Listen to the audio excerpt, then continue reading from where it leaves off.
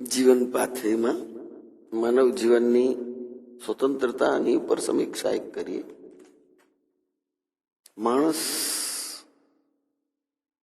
પોતાના જીવનમાં મુક્ત રીતે જીવવા ઈચ્છતો હોય છે. જ્યારે એને જીવનની એવી મુક્ત પળો, મુક્ત ક્ષણો મળે છે, ત્યારે સ્વતંત્રતાની મર્યાદામાં ચાલતો હોય ત્યાં સુધી તો બહુ જ સારું, જેને આપણે ડિસિપ્લિન કહીએ છીએ. વર્તણૂક આપણી એવી હોય કે સ્વતંત્રતાને શોભે અને આપણને મળેલી સ્વતંત્રતાને આપણે સાચવીએ. ઘણીવાર માણસને મળેલી સ્વતંત્રતાનો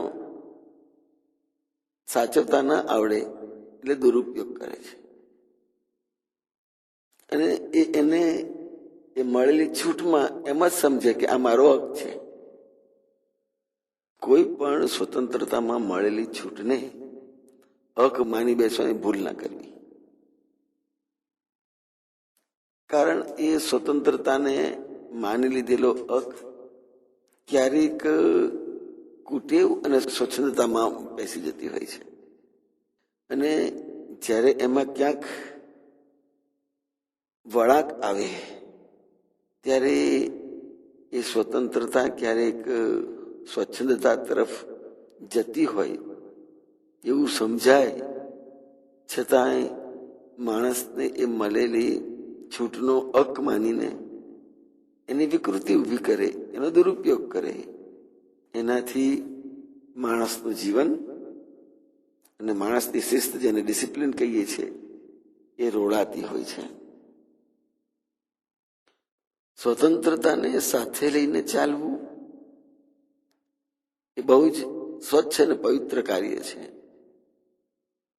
પણ એ સ્વતંત્રતાને જ્યારે આપણે સ્વચ્છંદતાના બારણામાં પ્રવેશ કરીએ છીએ એને લઈને, ત્યારે એ અપરાધના ડગલા ભરાતા હોય છે અને એ અપરાધના પગલામાં પણ માણસ એટલો બધો કુટેવવાળો, આદતવાળો પડી જાય કે એને પોતાને એમ લાગે કે આ તો મારો હક જ છે, આમાં મને કોઈ કેમ કહી શકે, શા માટે ટોકે.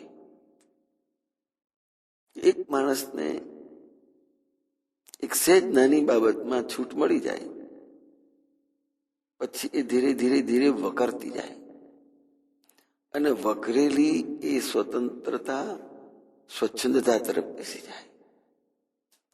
એ માની બેઠેલો હોય છે, બસ આ તો મારો સ્વભાવ છે, આ તો મારો હક છે અને આ પ્રમાણે થવું જ જોઈએ ને આમ મારે કરવું, એમાં મારો વાંક ગુનો શું?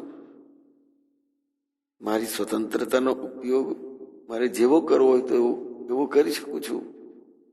એવા સ્વચ્છંદી સ્વભાવમાં માણસ જ્યારે આગળ વધે છે ત્યારે એ વિકૃતિમાં પડીને આ સ્વતંત્રતાના આખા સ્વરૂપને સ્વચ્છંદતામાં ફેરવી નાખતો હોય છે.